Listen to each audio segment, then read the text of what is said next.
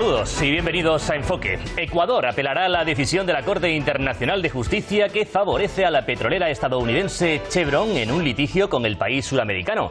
La justicia ecuatoriana considera un claro error el hecho de que los jueces holandeses rechazaran argumentos sólidos como la imposibilidad de aplicar retroactivamente el tratado internacional y admitir que contra su propia normativa un Estado puede intervenir en las decisiones judiciales.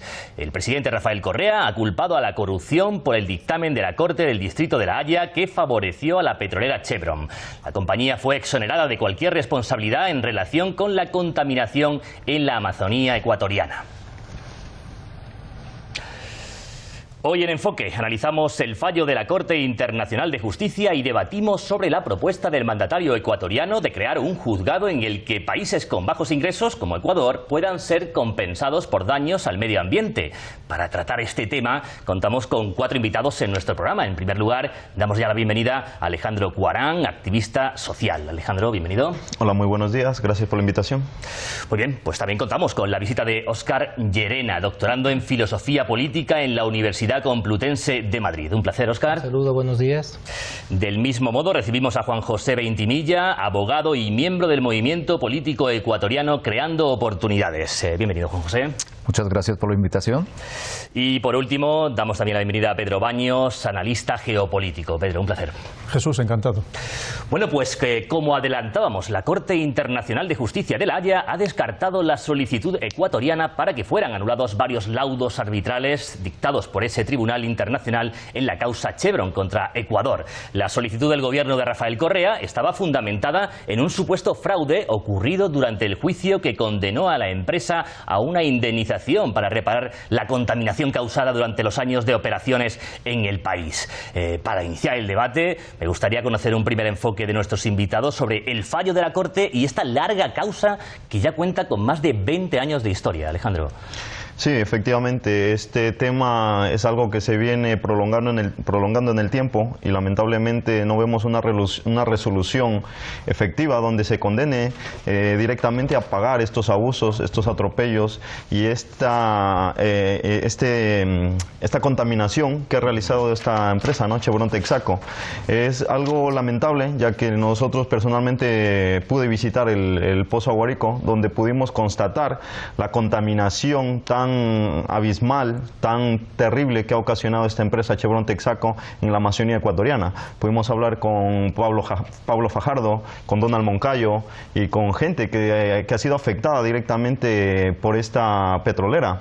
Las consecuencias las vemos ahí en el medio ambiente. La gente, los habitantes de ahí prácticamente se han diezmado. De una población de más de 4.500 habitantes de la zona, apenas quedan 1.500. O sea, aparte de esto hay un genocidio constante que se ha dado. Perfecto. Bueno, pues de todo ello vamos a profundizar en el programa. Vamos a escuchar incluso testimonios de afectados e incluso también la voz de Fajardo, el abogado de los afectados, en este programa de Enfoque. Escuchamos ya la opinión de Juan José Veintimilla referencia a ese fallo de la Corte y este caso, ¿no? Largo caso, además. Hombre, es un caso que verdaderamente yo lo podría examinar desde 2 puntos de vista. El primer punto de vista porque, digamos, de acuerdo a las leyes internacionales, Ecuador suscribió diversos convenios, ¿vale? Y otra parte, digamos, de acuerdo a lo que dice el derecho internacional y todas las normas que rezan en el mismo, cuando hay un litigio entre 2 particulares, no debería haber una injerencia de un Estado. Entonces, el problema para que esta gente del fallo, digamos, del juez de sucumbidos, donde todos los afectados tienen ese momento, para mí fue una injerencia del gobierno no para proporcionar a los habitantes esa indemnización que les correspondía. Al contrario, lo hizo de una manera arbitraria y eso fue un perjuicio para que el resto de lo que es la parte contraria, en caso de la empresa, pueda alegar. Y sí se ha admitido con este fallo. Bueno, Juan José hacía referencia a esa injerencia, esa supuesta injerencia por parte de Rafael Correa. Luego vamos a debatir también en cuanto a esto. Hay sectores también que culpan al gobierno ecuatoriano. Antes escuchamos a Óscar Llerena sobre un primer enfoque sobre este caso. Bueno, muy buenos días. Un saludo a los compañeros de la mesa. Yo creo que en este problema nos enfrentamos a una dimensión, o al menos a dos dimensiones que son contrarias, ¿no? La una tiene que ver con los derechos de unas poblaciones que han sido afectadas en sus intereses, Y la segunda parte es el tema de la soberanía nacional. Son dos elementos que están en juego en esta serie de juicios. No es un juicio ni dos juicios, son 3 juicios al menos internacionales y uno a nivel nacional, en los cuales entran en juego todos estos problemas. Yo quiero llamar la atención sobre un hecho. En los años 70, en los años 80, en los años 90, la gran disputa, el gran reclamo de los movimientos del activismo de izquierda en América Latina era el rescate del Estado de las manos de unas élites que eran incapaces e indolentes ante las necesidades del país, ¿no? Rescatar el país de esas manos. Yo creo que es el papel, ese es uno de los elementos a los que nos enfrentamos en esta discusión. Perfecto, luego vamos a ir ampliando también eso. Pedro Baños, como analista geopolítico y en inteligencia, Pedro, ¿cómo ves esta situación en Ecuador? Pues es muy sencillo, es el caso del poderoso contra el débil. Estamos hablando de Chevron, una de las 10 empresas más importantes del mundo. Eso significa que tiene una capacidad económica, con una capacidad de influencia a nivel mundial. Y además se da otra circunstancia, Jesús. Hay que pensar que para Chevron esto no es un caso puntual, en el sentido de que si finalmente ganara esta reivindicación justa de los indígenas ecuatorianos, esto se podría replicar en otras partes del mundo. Evidentemente no va a ceder jamás. Tiene equipos de los mejores abogados del planeta que están dispuestos a luchar hasta las últimas instancias, evidentemente para conseguir no solamente que la multa finalmente sea la menor posible, es decir, no solamente el aspecto económico, sino que el impacto geopolítico que pueda tener en otros sitios donde ha tenido y tiene exploraciones tampoco le signifique ningún perjuicio en absoluto. Bueno, además parece, Alejandro, que el gobierno de Rafael Correa ya ha anunciado que va a apelar esta decisión de la Corte. Sí, efectivamente, es un proceso, como decíamos antes, donde agradecemos, ¿no?, la participación del Estado, porque si bien vemos en muchísimos casos por el estilo en otros países, los gobiernos como que se desentienden, porque lamentablemente están compinchados o tienen nexos con empresas o transnacionales porque les favorecen a ellos. Nosotros por fin hemos visto un gobierno que realmente responde a sus ciudadanos y hace valer los derechos, sobre todo, como decíamos, de los pueblos más desfavorecidos a nivel de la historia de Ecuador, que son los pueblos indígenas, los pueblos originarios, que han sido pueblos atropellados, no simple y llanamente por Texaco, sino por madereras, por empresas madereras, etcétera, por distintas multinacionales, como decíamos, que han hecho y han deshecho. Y ahí está una muestra, una prueba de lo que han dejado, o sea, todo un desastre, como decíamos, y más allá un genocidio contra la naturaleza y contra los seres humanos que han habitado ahí.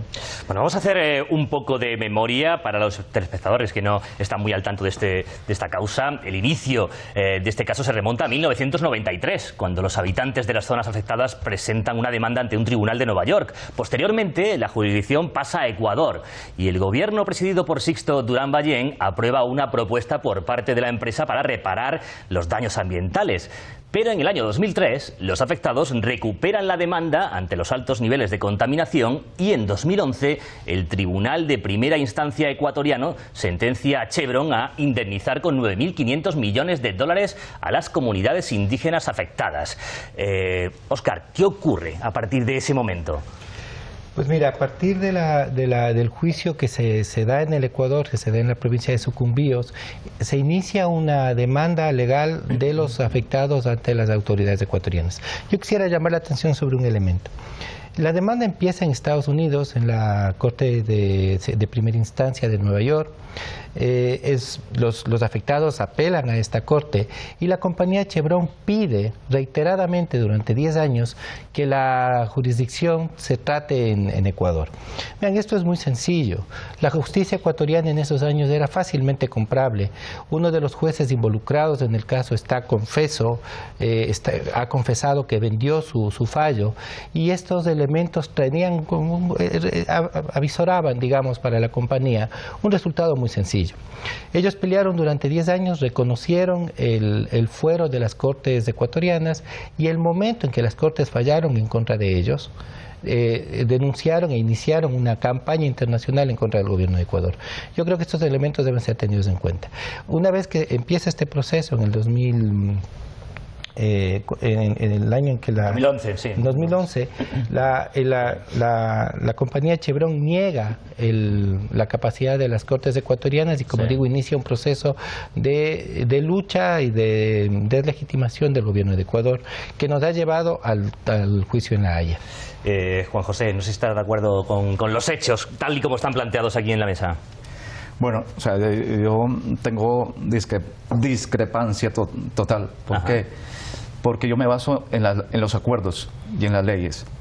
Y entonces, este gobierno actualmente, valga la redundancia, totalmente de acuerdo con la reivindicación de los pueblos indígenas, de nuestra gente y todo eso.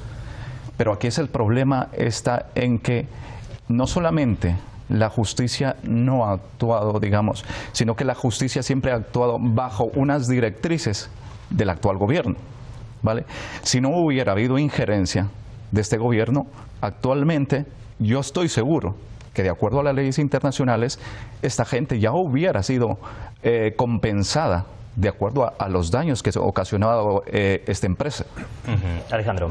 Sí, no, todo lo contrario. Si nosotros vemos cómo inicia el proceso, primeramente empieza, ¿no?, con los tribunales norteamericanos, donde se lleva el juicio. Luego ellos ven la posibilidad de corromper a la justicia ecuatoriana y piden el traslado, ¿no?, del caso hacia los tribunales ecuatorianos, los cuales dictan 2 sentencias en las cuales se obliga a pagar a Chevron Texaco. Ellos iban con la intención de corromper a los jueces, de corromper a los magistrados, etcétera, ¿no?, con el propósito, como decíamos, de inclinar la balanza en contra, ¿no?, de los afectados. Sin embargo, esto no fue así. ¿Y qué pasó? Otra vez piden nuevamente que regrese el caso a Estados Unidos, a La Haya, etcétera, y siguen con el mismo dilema de siempre. Pedro. Yo, viéndolo de una manera absolutamente apolítica, como observador externo, coincido en que si Chevron tuvo interés en que no fuera juzgado en Estados Unidos sino en Ecuador, evidentemente eran por un propósito muy concreto. Si no, cualquier empresa prefiere que le juzguen sus propios tribunales y no tribunales externos. Y quizás también por la benevolencia del presidente de ese momento, quizás también para llegar a un acuerdo. Es decir, lo que pretendían era, evidentemente, manipular a esa justicia, corromper a esa justicia. Estamos hablando de miles de millones de dólares, estamos hablando de muchísimo dinero, ¿cómo no? Pero yo también quisiera decir, la imagen que yo tengo, creo que el presidente Correa ha sido un presidente que ha favorecido enormemente y que ha luchado enormemente por los indígenas. Recordemos que se molestó en aprender quechua precisamente para tener una mayor comunicación más directa con estos indígenas y, como digo, ha procurado por todos los medios que se respeten sus derechos, que se respeten sus zonas tradicionales, sus hábitats. Lo que pasa es que es verdad que también desde el exterior se le ha presionado enormemente para que incluso ese famoso, el patrimonio de la humanidad, que es Yasuní, incluso se le pudiera llegar a explotar. Óscar. Sí, yo quisiera hacer una apreciación a propósito de la argumentación de Juan José. A ver, yo creo que hay que separar 2 niveles, ¿no? El primer nivel es en donde estamos juzgando el caso Chevron y la contaminación de Chevron en la Amazonía. Yo creo que eso es innegable. Me parece que ninguna de las personas que estamos en esta mesa tenemos duda, y las personas que hemos tenido la desgracia de conocer las piscinas de contaminación de Chevron en el oriente, eso está clarísimo, que ahí no hay poquísima discusión. Es una contaminación que se dio durante 20 años, es una contaminación que no fue un accidente, no es del caso del Exxon Valdez o el caso del Golfo de México, de la British Petroleum, no. O sea, es un caso liberado de intención de dañar, por ahorrar unos pocos dólares, dañar la Amazonía ecuatoriana. ¿Hay premeditación? Hay premeditación y alevosía, eso es un hecho. Y eso, yo creo que eso no está en juego, o sea, es un elemento que yo creo que sobre lo cual hay un acuerdo. Y luego hay un elemento sobre el cual tenemos discrepancias con Juan José, sobre la posición del gobierno de Ecuador. Miren, yo creo, y estoy de acuerdo con Pedro, la posición del gobierno de Ecuador es una posición que ha defendido el Estado Nacional. Y esa posición puede gustarnos más o menos, pero esa ha sido la posición del gobierno de Ecuador de defensa de la soberanía nacional. ¿Sí? El gobierno de Ecuador ha entrado en este litigio no como acusante, sino motivado por la campaña de desprestigio internacional de Chevron. Y sobre eso yo creo que hay que discutir si esto es un claro ejemplo de lucha por la soberanía o es el mismo entreguismo de los años 90 que tenía, por ejemplo, el gobierno de Yamil Maguad, termino con esto, sí, que firmó una carta de liberando a todos los implicados en este genocidio, en este atentado contra la naturaleza, firmando una carta de liberándoles de toda responsabilidad. Esa carta es la que les permite ahora liberarse en el Tribunal de la Haya. No porque no hayan cometido estos hechos terribles, sino porque simplemente tienen una carta de un gobierno ecuatoriano que les libera, un gobierno entreguista. Hablábamos de corrupción, antes ya ha salido el tema encima de la mesa. Voy a arrojar un dato, porque además hace unos meses sale a la luz un documento suscrito en 2013 que comprueba que la petrolera pagó a quien fuera presidente de la Corte Provincial y primer juez a cargo de este litigio, para que testificara a su favor durante el juicio por los afectados en contra de la transnacional. El magistrado había recibido dinero para que pusiera en duda la transparencia de la sentencia que, como decíamos antes, condenó a la compañía estadounidense a pagar 19.000 millones de dólares como indemnización y para remediación ambiental. ¿Cómo es posible que estos hechos probados no tengan relevancia en el caso y no se obligue a la empresa a abonar dicha indemnización con un caso de corrupción tan claro como este, Juan José? Totalmente de acuerdo. Es que siempre la justicia en mi país y en nuestro país ha estado corrompida. Entonces, de tal forma que todos los gobiernos, desde los años 90, 92, desde que Texaco, la actual Chevron, llegó a territorio ecuatoriano, pero yo quiero basar un análisis en los beneficios que trajo esta empresa a Ecuador. Y también ha tenido sus repercusiones negativas, que es lo que dice el presidente en este caso, déjame terminar, sí. En este caso, lo que dice, digamos, es lo que se basa en yo simplemente me baso en la injerencia que tuvo el presidente en un litigio entre particulares. Cuando hay un litigio de particulares, un Estado no tiene, digamos, la capacidad de ingerir, ¿vale? Pero si de esa forma lo ven, yo reconozco el daño que se ha causado al país. Y entonces, de esa forma, lo que tendrían que hacer es llevarlo a los tribunales internacionales a través de medios de arbitraje y de esa forma darle una solución a esto. Juan José, pero ¿cómo se puede entender entre partes, digamos, una comunidad indígena con una transnacional como Chevron? Exactamente, o sea, para eso tiene sus representantes. ¿Partes iguales? Digamos, estamos un poco, digamos, Chevron es una empresa, digamos, como ha dicho, importante, con altos recursos, y una comunidad indígena no tiene, por ende, los recursos que tiene una multinacional necesarios. Sí. Entonces, pero de esa forma, lo que yo quiero resaltar es que, digamos, si este litigio se hubiera solucionado como dos personas, digamos, sin la intervención de un Estado, este problema ya se hubiera solucionado. Entonces, ¿se hubiera solucionado? No, para nada, al contrario. Nosotros podemos ver, es una lucha de titanes, o sea, bueno, titanes, de Goliat, ¿no? Contra David contra Goliat. Efectivamente, ¿por qué? Porque esta es una multinacional que tiene miles y miles de millones de dólares a su respaldo, ¿no? Contra un grupo de personas, de seres humanos, que apenas tienen recursos. Nosotros pudimos estar en la Amazonía, como decíamos antes, visitando. Aquí tenemos una prueba del guante, ¿no? Con el que estuvimos ahí tocando directamente los pozos. O sea que no es cuento, como decíamos, es una realidad. Si lo puedes mantener si quieres, Alejandro, sí, para que veamos también en cámara. Efectivamente. Entonces, estas personas no tienen los recursos suficientes. Pablo Fajardo, por ejemplo, ellos se ven ni siquiera tienen como decíamos, los recursos para poderse enfrentar, para pagar distintos procesos que hay que hacer y apelaciones, etcétera. Es muy complicado. Entonces, si no hay un apoyo desde fuera, ¿cómo lo vamos a hacer?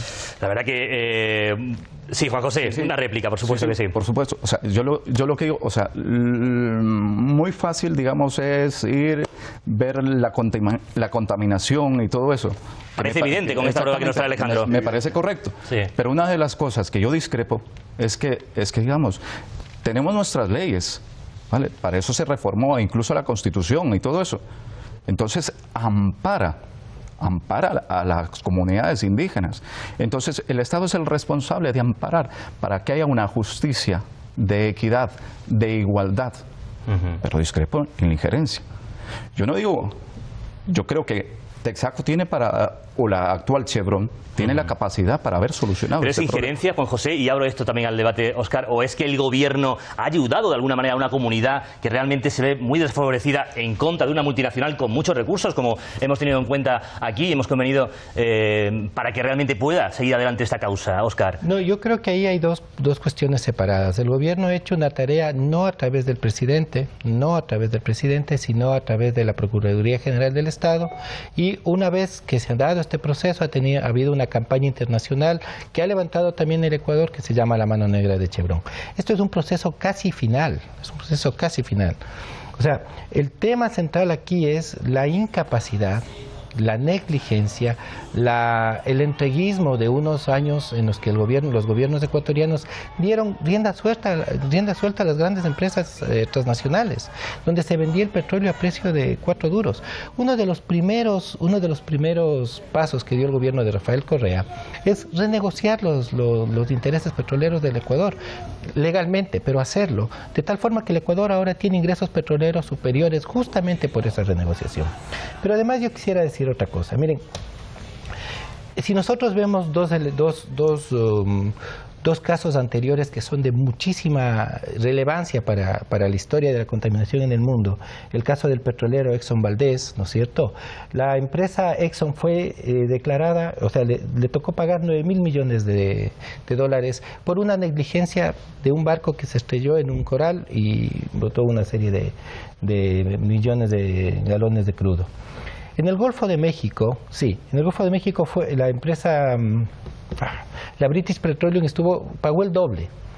En el Ecuador son 20 años de contaminación constante, premeditada y con alevosía, y no quieren pagar ni siquiera los 9.000 millones a los que están condenados. Es terrible, porque quiero que pongamos la diferencia comparativa de que esto sucede en un lugar del mundo y en otro lugar del mundo. En cualquier caso, vamos a avanzar un poquito, y además luego le daré la palabra a Pedro Baños, que lo tengo ahí un poco abandonado, luego vamos a hablar con él. El comportamiento de Chevron en esta causa, lo cierto es que ha motivado críticas desde diversos sectores, pero si hay un colectivo que viene sufriendo las consecuencias, ese es el de los afectados por este desastre medioambiental. Así se expresaba el abogado de los demandantes ante la actitud de la empresa norteamericana. La empresa Chevron Corporation no le ha bastado hasta ahora con sostener y mantener el crimen ambiental cometido en la Amazonía ecuatoriana y que ahí sigue sin reparar todavía, causando la muerte de mucha gente. Lo que hace hoy la empresa Chevron Corporation es mucho más grave que eso todavía. Es acusar a las propias víctimas de ser criminales, de ser terroristas, de ser personas que quieren extorsionar a la empresa. Hay acciones legales múltiples en contra nuestra de indígenas, campesinos, abogados y expertos que nos acusan de todo tipo de delito, básicamente en Estados Unidos. La teoría de la empresa es convertir a las víctimas en su victimario y empresa Chevron Corporation aparecer como que es la gran víctima de este, según ellos, fraude internacional de la empresa Chevron Corporation. Decía el abogado que ha habido acciones legales en contra de las propias víctimas de esta causa. ¿A qué supuestos delitos hace referencia la empresa Chevron, Pedro? Claro, lo que pretenden ahora es darle la vuelta y decir que ha habido una manipulación, que ha habido casos falsos de enfermedades, de contraer cánceres, y además mucho tiempo más tarde, y diciendo que es una manera absolutamente fraudulenta. Pero hay que pensar que esto se lleva explotando desde los años 60. Y estas son enfermedades que no surgen inmediatamente, surgen a medio y a largo plazo. Y ahora es cuando están saliendo esas consecuencias de todo aquello que se ha hecho mal. Yo no creo que tampoco hubiera un interés o una premeditación en contaminar todo aquello, porque si no estaremos hablando de otra cosa. Yo lo que creo es que ha habido claramente una negligencia, una falta de interés, una despreocupación, porque no preocupaban ni los movimientos de esos indígenas, que en muchos casos se tuvieron que desplazar en masa para que esas extracciones pudieran tener lugar, y en otros casos incluso desapariciones, ¿verdad?, de especies vegetales o de animales, desforestación completa. Pero lo que quiero decir es que si habláramos de un interés en provocar aquello, es que ya no estaríamos hablando de una demanda económica, estaríamos hablando de una demanda claramente criminal, completamente distinta. Sí. Luego hay que tener en cuenta que estamos hablando de compañías muy poderosas, y todos los casos que ha habido en el mundo, con la ExxonMobil, con el Golfo de México, en España con el Prestige, llevan mucho tiempo porque con lo que hablamos son empresas que tienen unos gabinetes de abogados absolutamente fantásticos. ¿Qué significa? Pero es verdad que si no hubiera pasado es la realidad. En un país que no tiene el suficiente predicamento o ascendencia en el ambiente internacional y que además, otra realidad, que está enfrentado ideológicamente con el gran poder que sigue controlando el mundo, que es Estados Unidos, sí, esto se hubiera resuelto de un modo mucho más favorable y hace ya tiempo. Comentaba Alejandro Pedro algunas causas de enfermedades. Hay que recordar que la explotación comenzó allá por el año 1964 aproximadamente, pero centrándonos en esos delitos a los que alude la empresa Chevron, ¿cuáles son? Sí. Supuestamente ellos acusan, ¿no?, a la gente de estar falseando las pruebas, de lo que decíamos antes, de negar, ¿no?, de negar la contaminación y las enfermedades prácticamente que se han ocasionado, como cáncer, gastroenteritis, etcétera, etcétera. Y ellos están aludiendo a que efectivamente eso no ha sucedido, o no se da, o sea, no dan validez a esas pruebas, o sea, después de que efectivamente tenemos unas consecuencias más que visibles, como decíamos antes, y aludiendo a lo que se analizaba antes, la causa de la contaminación se pudo haber evitado, porque en esa época existía la tecnología de poder reinyectar en los pozos de reinyección, que se llama, ¿no?, todo el contaminante, las aguas que salen, ¿no?, producto de la explotación o del mantenimiento de los pozos petroleros, se podía reinyectar en pozos vacíos, y sin embargo la empresa Chevron Texaco no lo ha hecho. ¿Qué hizo? Todo lo contrario, construir más de 1000 piscinas en cielo abierto, en plena selva, y echar todo el contaminante ahí. Entonces, como decíamos, y eso luego se ha expandido a través de la lluvia, los ríos, etcétera, etcétera. Como decíamos, es un caso medioambiental tremendo. Efectivamente, o sea, la empresa petrolera empleó prácticas extractivas altamente contaminantes. Abrió fosas y las llenó de petróleo sin utilizar ninguna técnica que impidiera su filtración. Como comentas, Alejandro, arrojó desechos tóxicos en ríos y esteros, cuya agua además es fuente importante de consumo, riego y pesca para los habitantes aledaños. A día de hoy, el combustible sigue presente, afectando estas corrientes de agua. Juan José, ¿qué consecuencias para la salud de los habitantes? Ya hemos escuchado algunas, sobre todo el comportamiento de Chevron ante tan evidentes pruebas de que no se hicieron las cosas bien. Totalmente de acuerdo, estoy totalmente de acuerdo ante las consecuencias, ante el resultado de muchas enfermedades que ocasionó este desastre ecológico. Pero una de las cosas, yo creo que a raíz, desde que empezó a operar Texaco o Chevron en los años 1964, yo creo que todas las administraciones tienen que asumir su responsabilidad. Y tanto en la actualidad, también el actual gobierno debería asumir su responsabilidad ante la contaminación. Porque, digamos, yo he escuchado al presidente que dice, es que hay una situación que, digamos, que para generar recursos, de alguna forma, se puede ocasionar daño ambiental. Pero yo creo que para generar recursos, no creo que es necesariamente, yo creo que si buscamos una economía sostenible, yo soy ecuatoriano de nacimiento y lo que yo digo, se deberían de buscar otras alternativas al petróleo. Juan José, alude a la responsabilidad de la administración, pero la empresa no tiene ningún tipo de responsabilidad al practicar este tipo... Sí, totalmente de acuerdo. La empresa es la responsable de haber contaminado todo el sector amazónico. Ajá. ¿Y entonces no tendría que hacerse responsable de las consecuencias? Por supuesto.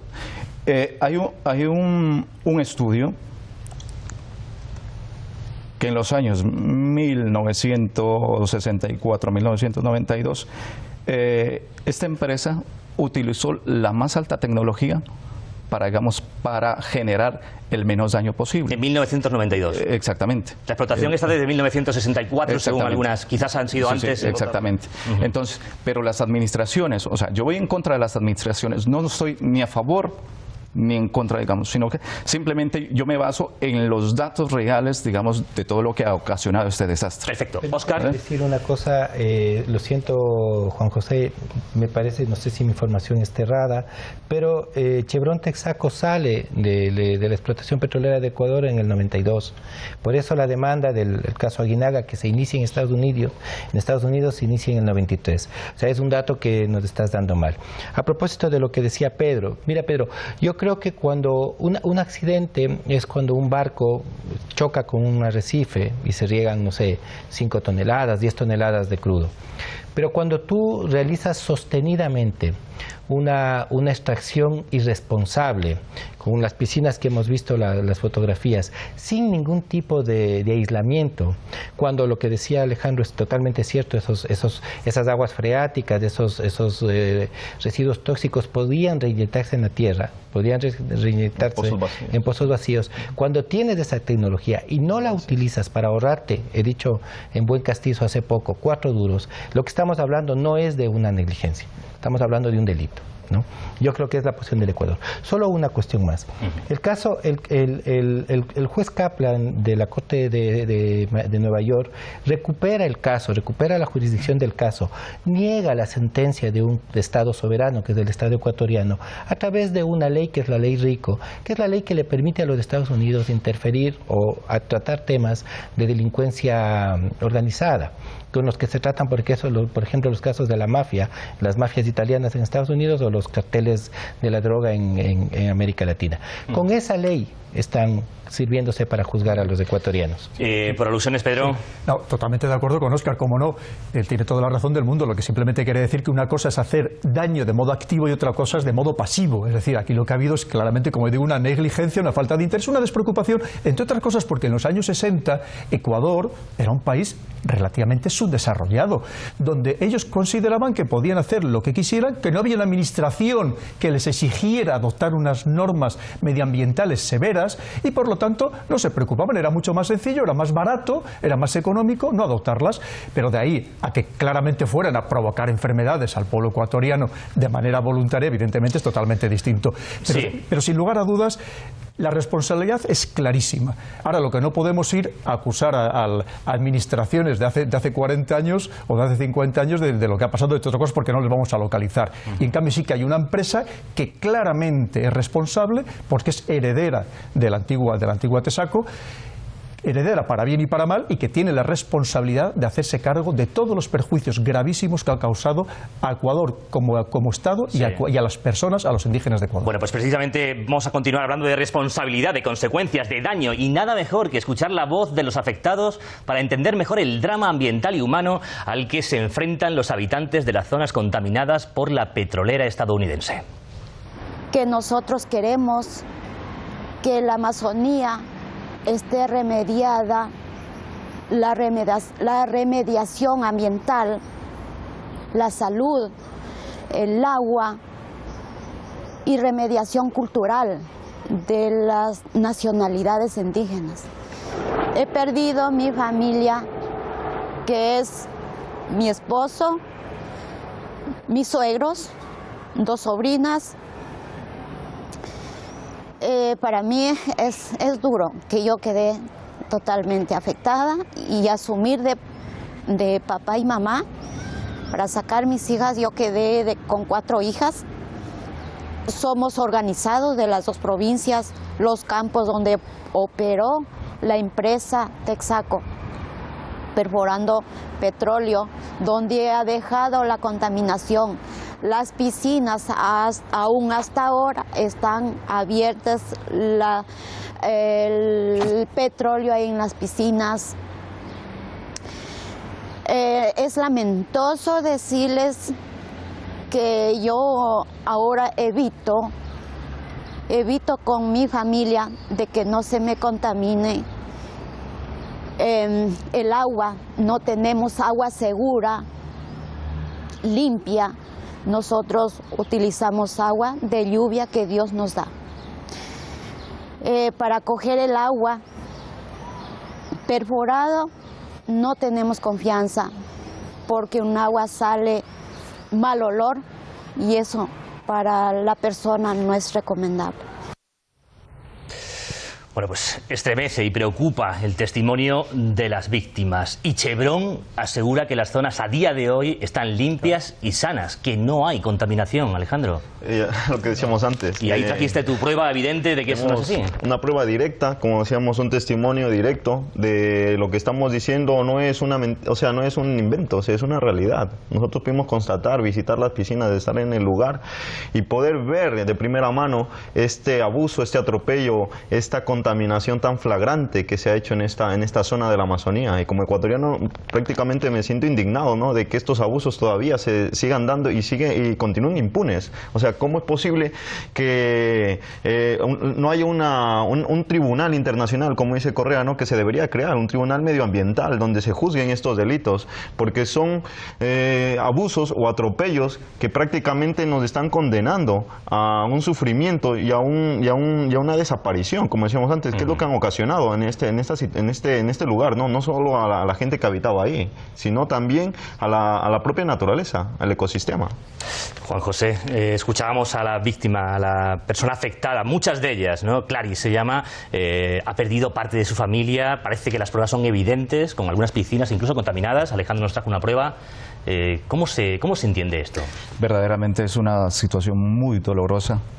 Verdaderamente ver un testimonio así de esa forma a mí me embarga de tristeza. Pero yo lo que quiero es no hacer un comentario, sino más bien hacer un llamamiento, yo creo, que a las instituciones de la administración del Ecuador. Yo creo que la solución a esto es crear una otra forma, digamos, de economía a nuestro país, para que el petróleo deje de ser una situación necesaria para la economía. Porque si nosotros manejamos otra vía diferente para que Ecuador crezca, creo que el petróleo será innecesario, porque actualmente nos estamos dando cuenta que Ecuador, hace un año de tener un crecimiento del 3,5%, las previsiones para este año son menos 1,5%. Pero precisamente, Juan José, perdona que te interrumpa, la propuesta del presidente Rafael Correa es cambiar el modelo productivo. Exactamente. Con lo cual, en ese sentido, parece que sí va bien encaminado el país. Quizás lo que hay que preguntarse es por qué no tiene responsabilidad la empresa que ha generado este tipo de consecuencias en la ciudadanía. Vamos a darle la palabra a Pedro Baños, que ya le corresponde, y luego iremos con Óscar. Dos cosas muy rápidamente. Lo primero, efectivamente, está cambiando el modelo energético, está construyendo 8 plantas hidroeléctricas, algunas megaplantas, es decir, que casi van a ser referentes mundiales, precisamente para obtener energía a través del agua y no solamente del petróleo. Por otro lado, como bien ha dicho Alejandro, ya no solamente son las balsas que tenían que haber estado impermeabilizadas y que no lo estaban, y las balsas de petróleo y de productos químicos. Es decir, aunque eso se hubiera limpiado, que no se ha limpiado, aunque se hubiera limpiado, hay que tener en cuenta que eso ya ha penetrado dentro del terreno, está permeado, y eso significa que eso va a estar ahí durante muchísimo tiempo y seguirá contaminando no solamente la vegetación, sino también todas las aguas, y eso hay que compensarlo de alguna manera a todas estas personas afectadas. Óscar. Sí, mira, yo entonces con Pedro estamos de acuerdo, salvo en el tipo legal. Tú dices que es negligencia, yo digo que es un crimen, pero digamos, estamos de acuerdo. Mira, yo estoy de acuerdo en algo que decía Juan José, y estoy totalmente de acuerdo. Creo que los gobiernos anteriores y el actual deben dar la cara por sus actuaciones. El gobierno de Yamil Maguad Wid en el 2008 firmó una carta de liberación exculpatoria total para la empresa Chevron, que es la que le sirve ahora para irse de rositas en La Haya. Y el gobierno de Ecuador actual ha sacado un libro, ¿no es cierto?, en el que recoge la actuación de la Procuraduría General del Estado en este tema. Yo creo que si comparamos los temas, vemos las actuaciones y que está todo a la vista. Solo un elemento más. Yo creo que el tema en el que estamos girando es el problema de la soberanía. Es si somos un país soberano capaz de hacer defender nuestras leyes y nuestros intereses, o somos un país entregado a los intereses internacionales. Bien, vamos a volver a la actualidad de la causa, porque además el pasado 22 de enero la Corte Internacional de La Haya, como decíamos, rechazaba la anulación de los laudos emitidos por un tribunal arbitral de esa jurisdicción contra Ecuador, en el marco de una demanda presentada en 2009 por la compañía. En esos laudos, el tribunal arbitral aceptó las alegaciones de la empresa y endosó al Estado ecuatoriano una multimillonaria multa, al considerar que Ecuador había denegado justicia a la petrolera y violado un tratado bilateral de inversiones con Estados Unidos. Juan José, ¿qué significa para Ecuador este fallo de la Corte? Verdaderamente es una sanción multimillonaria, y que eso es lo que va a generar graves perjuicios a labor social, salud y todo eso. No solo no recibe indemnización, sino que además parece que va a tener que pagar Ecuador. Va a tener que pagar.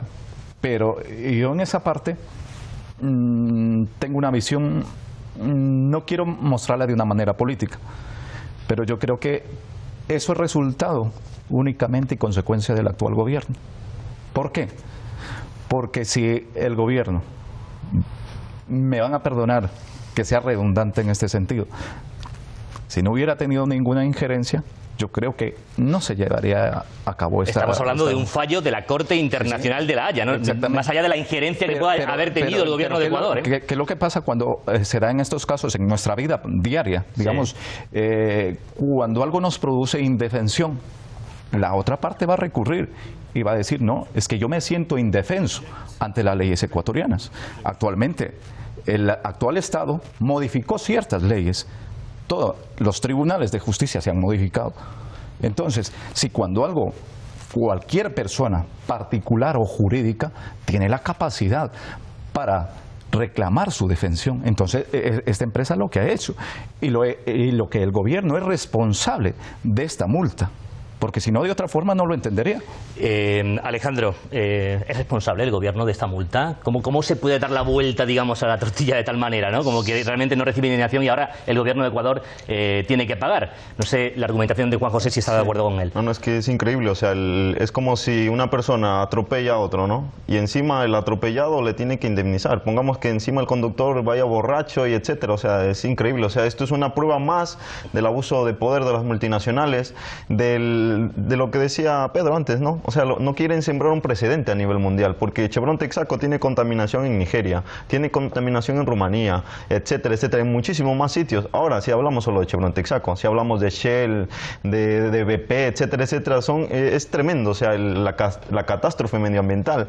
Y sobre todo, hay que analizar el doble discurso y esa doble retórica por parte de los organismos internacionales, donde se preocupan por el cambio climático, el medio ambiente, que nos vamos... Bueno, o sea, el desastre que está ocasionando prácticamente este capitalismo despiadado donde se está destruyendo el planeta.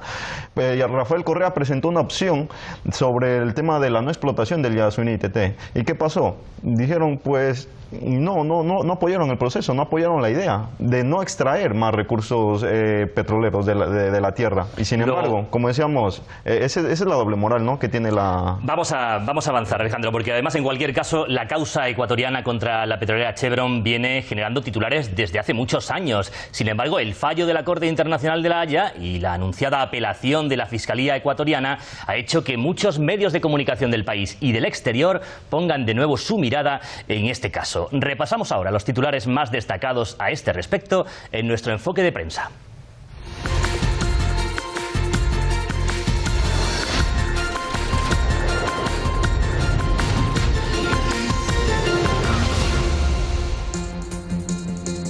La página La Marea aborda el caso Chevron contra Ecuador. Esta disputa entre Chevron Texaco y el Estado ecuatoriano en la Corte de La Haya se da en un momento en el que el gobierno del presidente Correa está enfrentado a una parte del movimiento indígena y ambientalista, a raíz de la decisión tomada de dar por finalizada la iniciativa Yasuní ITT, una propuesta para la mitigación del cambio climático. El rotativo español El País publica que Chevron pierde una batalla judicial con Ecuador. La Corte Suprema de Canadá da luz verde a la petición de indemnización de campesinos. La decisión indica que los tribunales canadienses tienen competencia para homologar la sentencia de la Corte Nacional de Ecuador, que condenó a la compañía a pagar una indemnización de $9.500 millones por la contaminación ambiental en la Amazonía ecuatoriana. El portal argentino Marcha resume el contencioso histórico y en su titular califica de Chernóbil de la Amazonía la contaminación provocada por Chevron Texaco. De la sentencia se desprende que en los últimos 15 años se ha registrado un exceso de muertes, más de 2.000 fallecimientos de distintos tipos de cáncer debido a la contaminación que dejó Chevron. El ecuatoriano El Telégrafo también incide en las maniobras de Chevron, que pidió a Estados Unidos que suspenda preferencias arancelarias a Ecuador. El embajador ecuatoriano en Estados Unidos, Francisco Borja, dijo estar sinceramente preocupado porque una empresa privada está intentando desatar los fuertes lazos que nuestras naciones han formado. De allí que instó a que las cuestiones jurídicas entre Chevron y Ecuador sean resueltas por los foros pertinentes para estas disputas. Otro medio ecuatoriano, El Universo, dice sobre Chevron: Ecuador apelará decisión de Corte de La Haya en caso Chevron. El caso entre Ecuador y Chevron, antes Texaco, comenzó en 1994, cuando un grupo de pobladores de la Amazonía ecuatoriana acusó legalmente a la petrolera de contaminación y daños por la exploración y extracción de petróleo entre 1972 y 1990. El diario El Comercio, también desde ese país sudamericano, informa: Procuraduría de Ecuador apelará decisión sobre caso Chevron 3. En un comunicado de prensa, el procurador Diego García dijo que es un error de los jueces holandeses haber rechazado los argumentos sólidos como la imposibilidad de aplicar retroactivamente el tratado internacional o admitir, contra su propia normativa, que un Estado puede intervenir en las decisiones judiciales. Veíamos en ese último titular la decisión que anunciaba la semana pasada el procurador ecuatoriano de apelar este fallo de la Corte Internacional. Óscar, ¿qué argumentos alegaría Ecuador para esta apelación? El argumento principal es que el Tratado Bilateral de Inversiones no estaba en rigor. Ese tratado se firma en el 2007 y el caso Chevron es anterior. Solo una cosa más. Hay un elemento que hay que tener en cuenta. El primer fallo en La Haya es el fallo de un tribunal de arbitraje y todos sabemos los grandes vínculos y el gran prestigio que tienen los tribunales de arbitraje a nivel internacional por las componendas con las grandes compañías. Creo que estos dos elementos dejan claramente a la luz el gran problema o la gran injusticia que se está cometiendo con el Ecuador. Hay que añadir que el gobierno de Rafael Correa lamenta que los jueces de La Haya rechazaran los argumentos que presentó el país contra la petrolera, que contaminó 5 millones de metros cúbicos de tierra en la Amazonía ecuatoriana. Pedro, ¿qué posibilidades hay de que prospere esta apelación por parte del gobierno? Yo creo que al final lo que se trata, lo que está buscando Chevron es una manera de compensar la sentencia multimillonaria impuesta por el tribunal ecuatoriano. Es decir, lo que trata de hacer es buscar una negociación, de que el gobierno ecuatoriano se sienta a negociar y diga finalmente: mira, te voy a dar una pequeña cantidad, olvídate de esa sentencia, yo me olvido del tribunal de La Haya y negociamos. Eso, la sentencia, desde luego, o la negociación va a ser al final de muy poca cuantía, no les quepa ninguna duda, y además, como digo, intentando Chevron dar la imagen de ganador, que es al final lo que pretende, precisamente para que no haya un mimetismo que se repercuta en otras partes del mundo. Juan José, ¿qué piensas sobre esta posible apelación del gobierno ecuatoriano? En esta parte comparto totalmente con Pedro, porque digamos yo creo que siempre cuando hay un arbitraje o cuando hay una negociación, siempre yo creo que va a haber una reducción de la indemnización, y cuando se sientan las dos partes implicadas en el asunto, yo creo que se va a llegar al final a un acuerdo después de todo el litigio. Quizá Chevron lo único que ha hecho es dilatarlo porque con la finalidad es como cuando un empresario no quiere sentarse a negociar. Entonces, de esa forma lo que ha hecho es dilatar. Mientras más tiempo pasa, va a crear desesperación entre los indígenas, para que llegue un momento cuando haga un ofrecimiento, decir: mira, vamos a aceptar vamos a aceptarlo. Alejandro, ¿es esa la intención del gobierno ecuatoriano? ¿La que comentan? Yo creo que lo que se busca es hacer justicia. O sea, más que nada, el daño está hecho. Nosotros ya no podemos resucitar a esas 4.000 y pico de víctimas que hay y más todavía que queda. La gente enferma que existe. ¿Cómo podemos remediar ese abuso o ese atropello y dejarlo en la impunidad? No puede ser. Nosotros vamos a seguir en la lucha. Creo que el gobierno no va a torcer el brazo en esa especie de boicot o en esa especie de manipulación de la justicia que quieren hacer. La lucha va a continuar.